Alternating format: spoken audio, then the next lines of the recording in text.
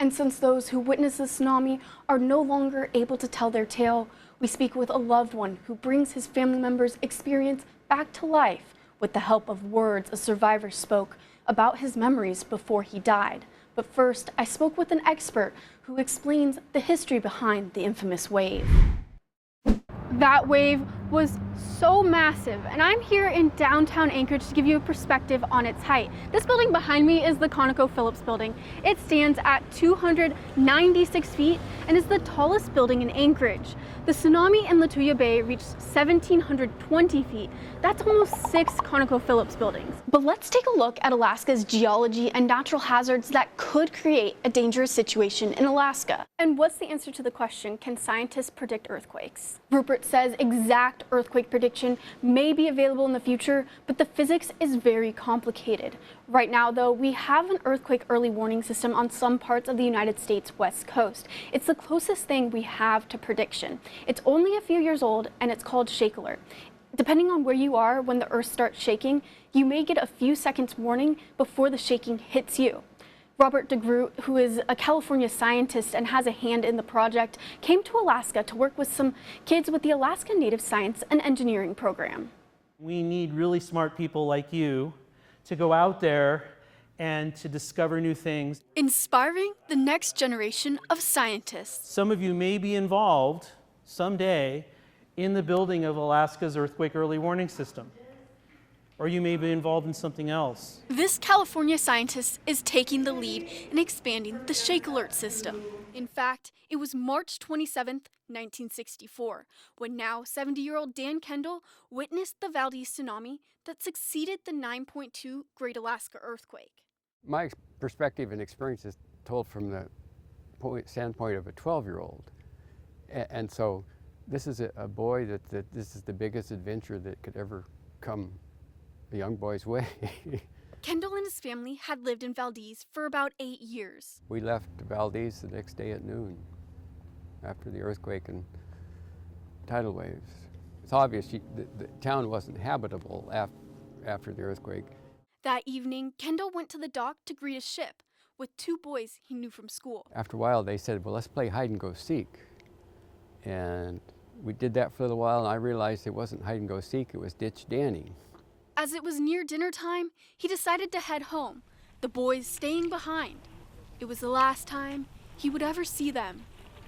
I couldn't imagine what could have caused anything. I just kept wondering what mechanism could cause something like that.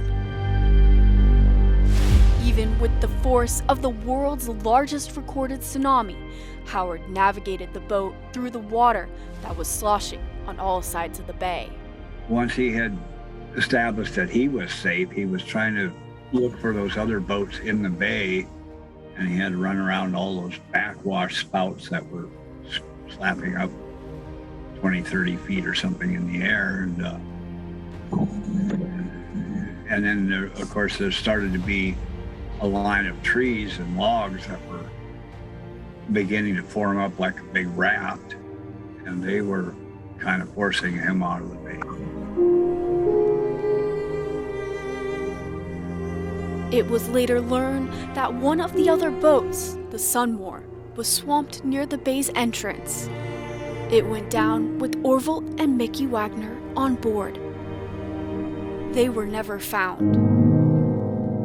Mr. and Mrs. William Swanson, who were aboard the Badger, survived. My father knew them, of course. They were all fishermen. 58 years later, looking back at a photo of the dock's ruins. And, you know, the life of Valdez was right there at that moment. Treating this picture as a memorial. You know, this represents to me the people that perished on that day. Reflecting on the moment. There was something bigger than me that told me to go home, and I did that. A 12-year-old, keeping his life just blocks from where people were losing theirs. Well, my Protestant friends always ask me if I've been saved.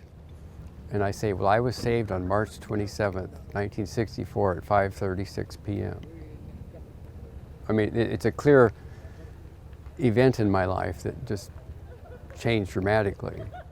A humbling story from someone in the midst of a disaster. It shows a piece of history and just one tale of what Alaskans endured on that Good Friday nearly 60 years ago. But now that we really do know what tsunamis look like, I'd like to help prepare you in case you ever encounter one. Here's what experts say you should do if a tsunami is on its way. This earthquake came with many aftershocks and a tsunami warning that lasted for hours. Next, we'll hear about the moments it was all happening through the eyes of two women living on Chauwiat Island. They were some of the closest people to the epicenter of the largest quake in the United States in more than 50 years.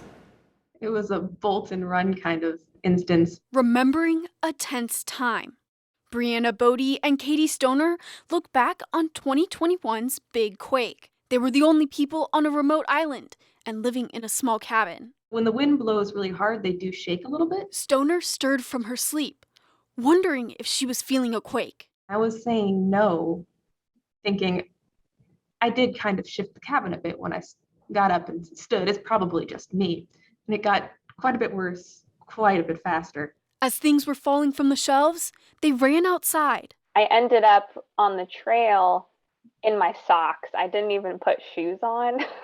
The scientists say monitoring and preparation are key. People should be concerned about all sorts of natural hazards in Alaska. Wildfires, snowstorms, earthquakes, tsunamis, and volcanoes. He says if you're prepared for one, you're likely prepared for all. In terms of worry, I mean, we live in a geologically and a meteorologically active part of the world.